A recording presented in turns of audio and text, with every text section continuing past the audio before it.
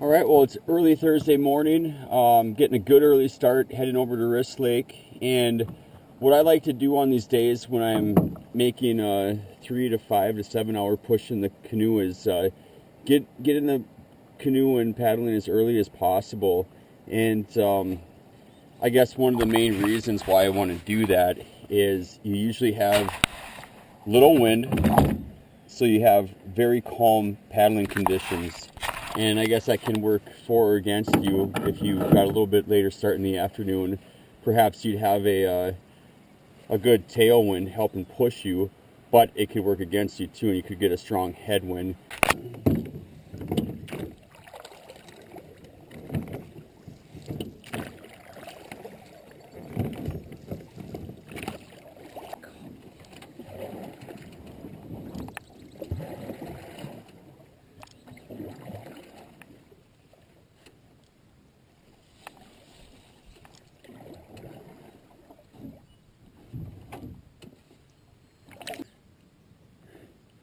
Well, I lied. It looks like it's going to be 4 portages today, but we'll actually have some water we can paddle in once we get over this. So just a little minor setback, no big deal.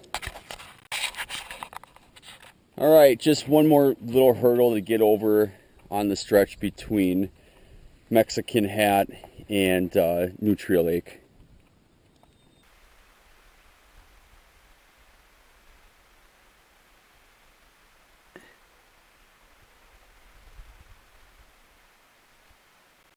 Alright, so if you enjoy a good workout, you're definitely going to want to get a hold of me. The plan's going to start with you borrowing the 87-pound shoulder burner. From there, you're going to paddle out to the east end of this 525-meter portage. And then the ticket is you got to wait for a good rain to make sure those rocks and logs get good and slippery. And then once that happens, you're going to start on the east end. And the first 250 to 300 meters is going to be good slippery rocks and logs and plenty of mud. And then you'll be good and exhausted after that. But then when you get to about the 300 meter mark, that's when the hills are going to start. And when you're carrying the shoulder burner, basically every step feels like a solid forward lunge. And so there's about 200 meters of that. And then you get to the end. So it's only 0.3 of a mile, and you might be thinking, well, that's not so bad. But when you factor in all the mosquitoes that are going to be biting you the entire time, it's pretty intense. It's basically the wilderness version of Tough Mudder. So this is exactly why I wanted to get going early this morning. It's been about 2.5 to 3 hours since I've left camp on Mexican Hat, and I basically have my final kilometer push, but it's going to be right into this headwind. And while I have the map like this, I'll show you something real quick that I like to do.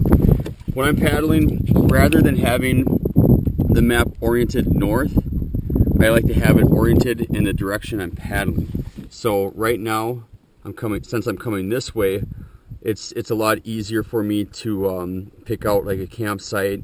Okay, I just went past this island, and now I know I have this far to go, versus if you're constantly trying to figure out and reorient yourself based on the direction of the map layout. I don't know, just a thing that helps me, makes it a little easier out here. Well, made it to Wrist. You can see the wind is really picking up, but there's a small island in the northeast corner of the lake, and I'm hoping that one's open, and I'll be pretty protected back there, and there's a lot of fishing opportunities just based on the number of islands and just focusing on some structure to fish. But I figured, well, on the way over there, I might as well troll a Rapala and see if something comes along and hits. Well, I'm just pulling away from the campsite on the island, on the small island on the northeast corner of Wrist Lake, and I don't know, just not really feeling it. Not a very good place for a tent. You can definitely tell this is a spot that doesn't get used very much. So before it gets any windier, because it's wicked out here, I'm going to head to the north, and there's 2 campsites on both of them are on a beach. So that's that might be definitely a better option than this. I wanted the campsite that's on the large island, the north central part of the lake, but unfortunately there's someone there, believe it or not.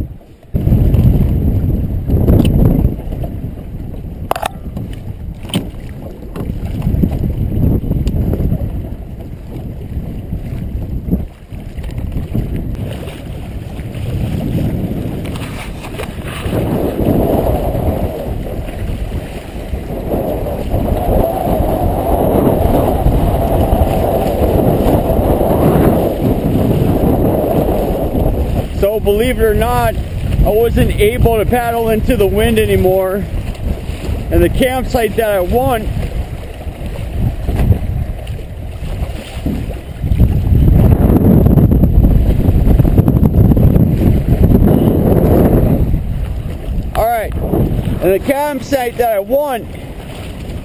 is just up around this point.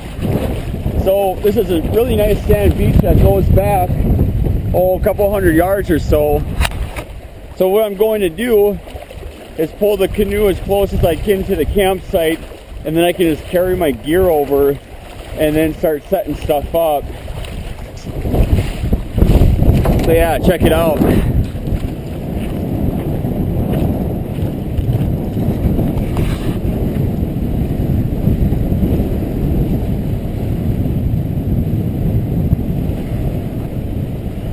And there's a campsite right there. Almost there. Well, 2:30 in the afternoon now. I checked out 4 different campsites before I decided to go with this one.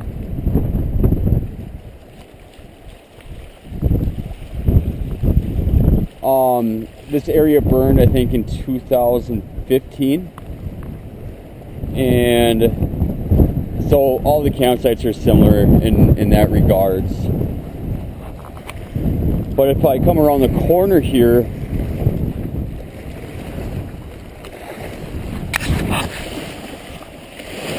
probably can't see with the GoPro, but there's a nice beach over there. And this is actually the lightest the wind has been in probably 2.5 hours.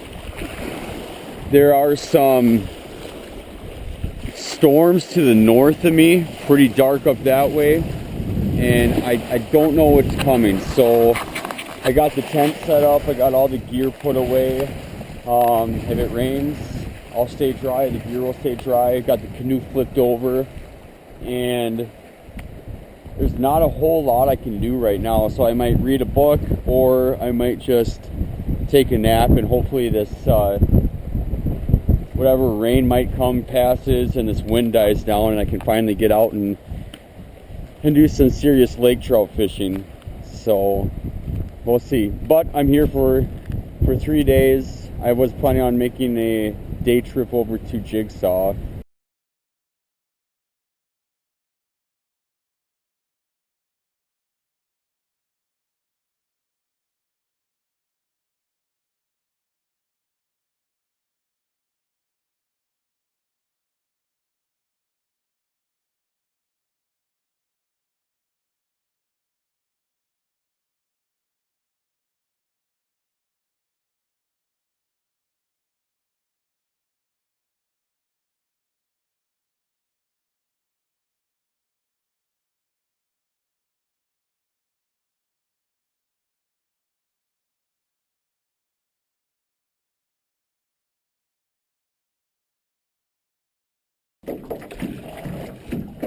Well, it's shortly after 6:30 Friday morning now on Wrist Lake.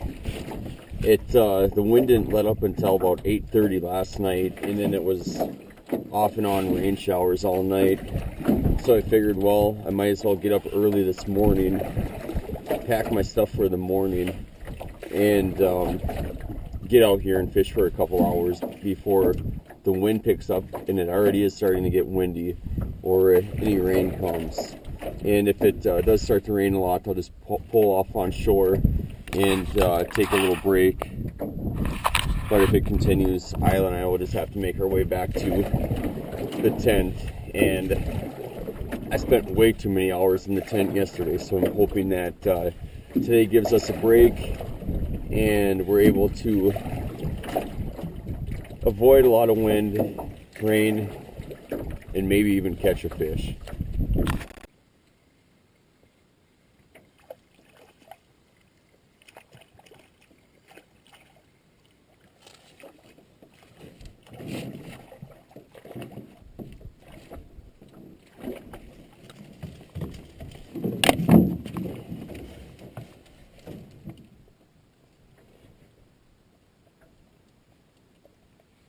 Well, there it is. First lake trout of the trip. It's a smaller one, but since I got in the canoe right away this morning to go fishing, I think I'll fish for a couple more hours and then pull up on shore and have it for breakfast. Sounds pretty dang good.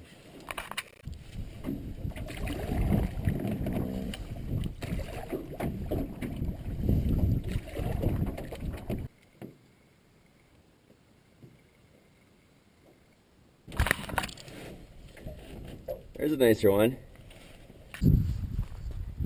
Alright, well, call me crazy, but I think fresh lake trout and mashed potatoes is a much better breakfast option than oatmeal and dried fruit. Add a little bit of coffee to that, and life out on Wrist Lake is pretty good.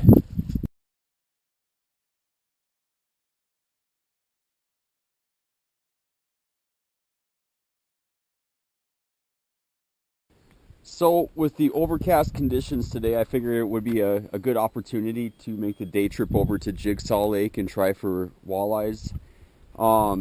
Jigsaw Lake will be the last lake with walleye in it for the rest of my trip, unless I decide to make a final push to Liano on my last evening and then fish the morning. But not a big deal if I don't catch another walleye after Jigsaw. Here's the portage itself. As you can see, there's not a whole lot to it. It obviously does not get used very much. I walked up there a little ways and there's some orange flagging along the way, so hopefully it's not too bad. But I was looking at the map, and what I have is this 825 meter portage, and it looks like after I make this initial incline, things are going to level off for most of the way, and then it'll drop as I get closer to Jigsaw Lake. And hopefully, since I'll be up on high ground, I won't have to worry about walking through mud, and since it rained most of the afternoon and night, I won't have to worry about the slippery rocks and the logs that they lay down across the muddy sections. To ultimately, they do that to reduce the disturbance. Well, gonna do the day trip into Jigsaw, hoping on catching some walleyes. My friend Bob was through this area a while back, and I was talking to him a month ago, and he commented on how good the walleye fishing was.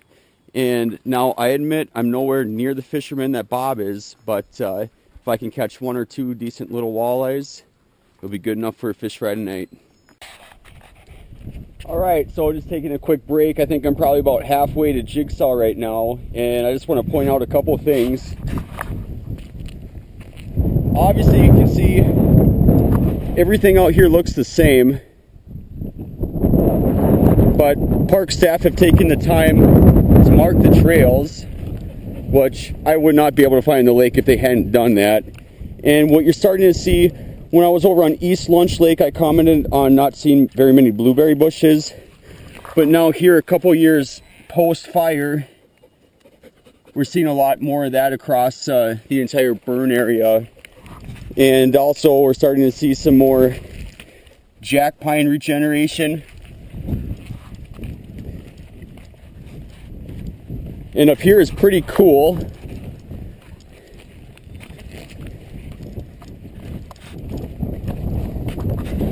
So I'm gonna have to look and see what year it burnt around Jigsaw Lake. But you can see there's this definite line. On one side, we have this very thick jack pine regeneration, and they're about, I don't know, 5 to 8 feet tall. And then when we come over here where it's 2 years post-burn, that's what it looks like. Everything burnt right up. So yeah, just kind of interesting to see the various stages of succession out here with all these fires that have taken place within the last 5 to 10 years. All right, time to get serious about some walleye fishing now. All right, just made it into Jigsaw Lake, and of course the wind is picking up. But this lake is a maze of islands, so the first thing I'm going to do is go ahead and mark a waypoint where the portage is, and then that way if I get turned around or if it starts to downpour and I need to hightail it back this way, I can find it quickly.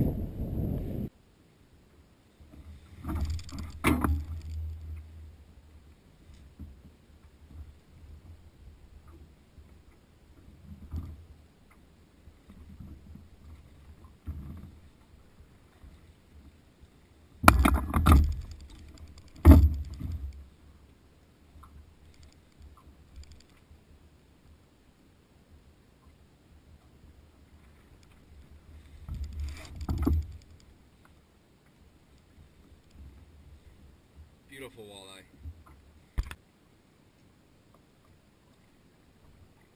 Oh no.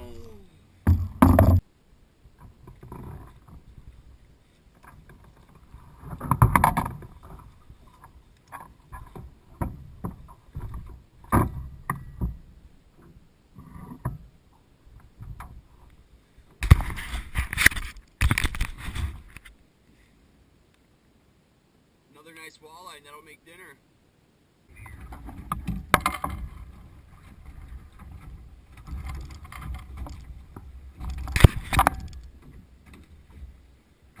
Another real nice walleye. This one's gonna go back though.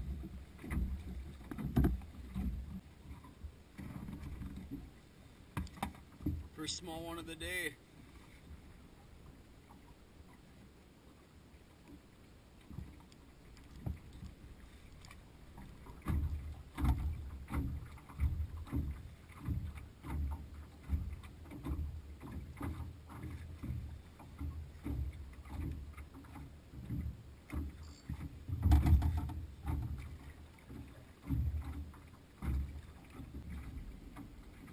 Another one like 20 seconds after that small one.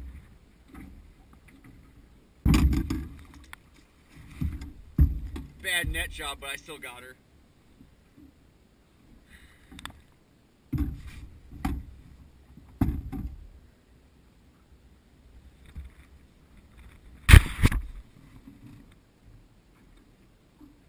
Nothing wrong with that, probably right around 16, 17 inches.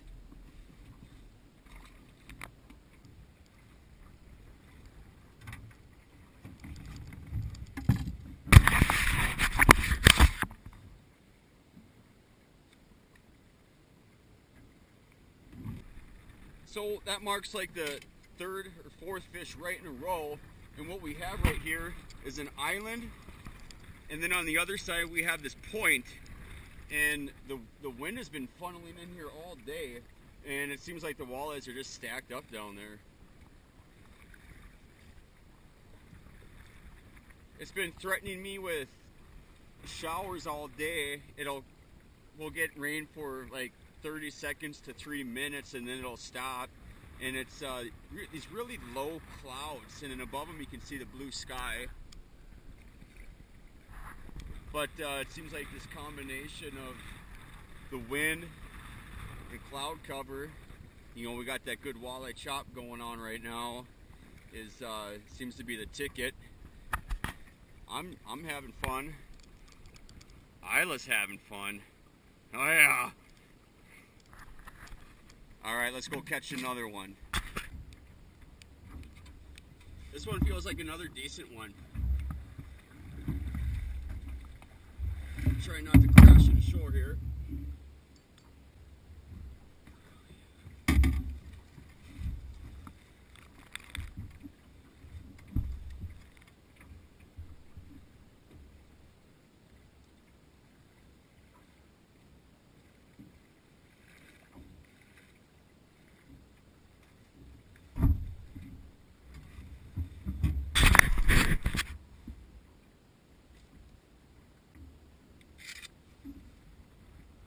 17.5 inches.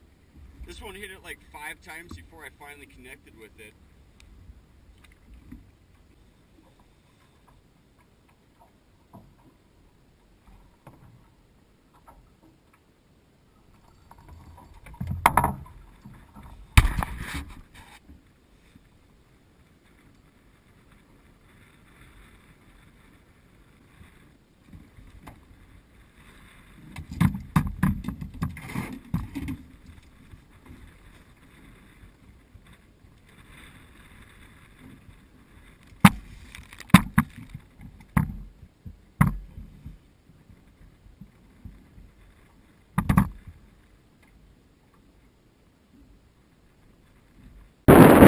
Alright, back at the portage that'll take me back to Brisk Lake.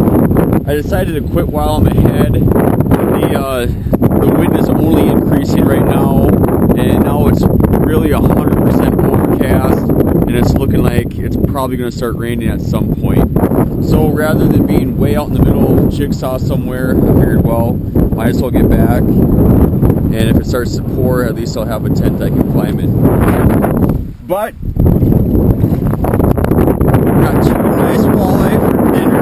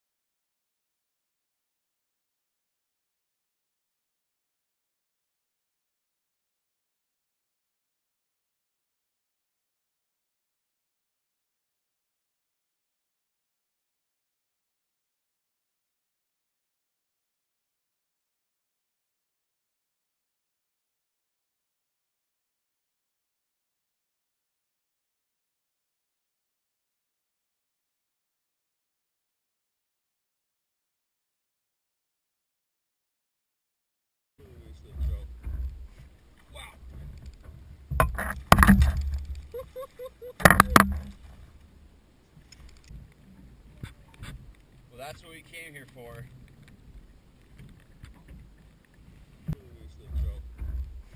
Wow.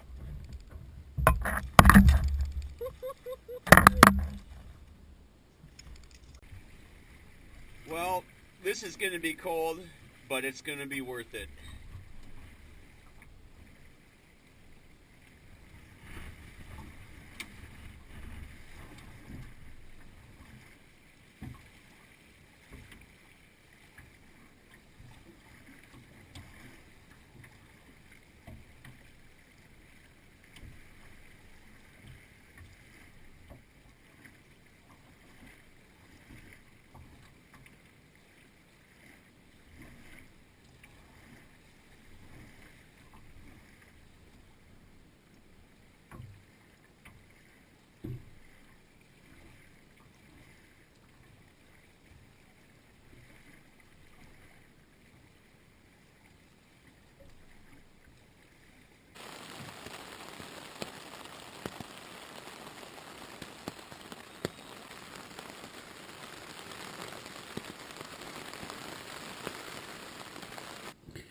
Well, it's about 7:30 in the morning now, and the rain has let up for now.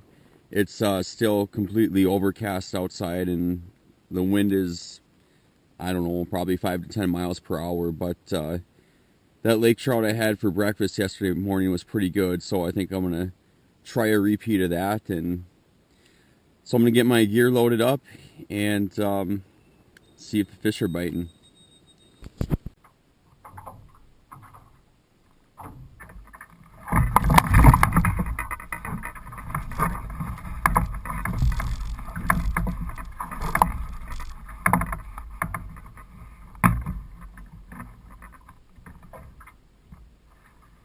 Well, looks like a good one for breakfast.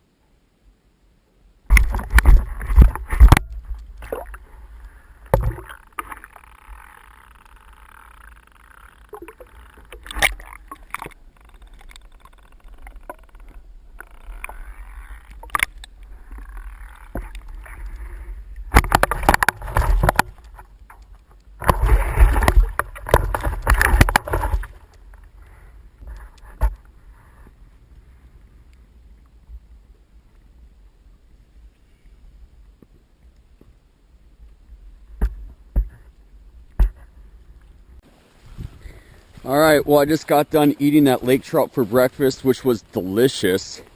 And I figured I would take Isla for a little hike. And this area around Wrist Lake burned back in 2015. So now we're about 2 years after that fire event. And I'm just kind of curious to see how the forest is responding to that, and what kind of vegetation we have popping up. So I have my map and compass and GPS. I dropped a waypoint at the campsite in case I happen to get turned around, but I don't plan on going too far, just enough to get a good idea of how the forest responded. So yeah, let's check it out.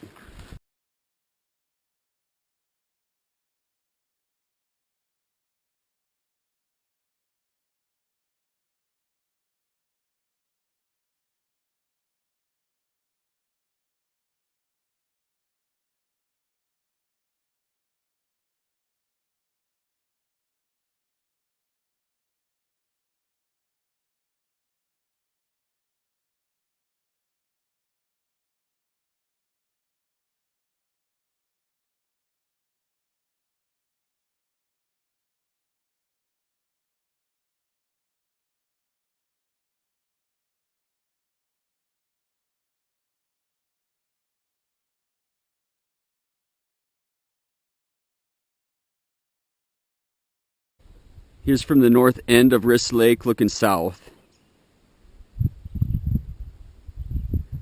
And right now the sand beach is right below me.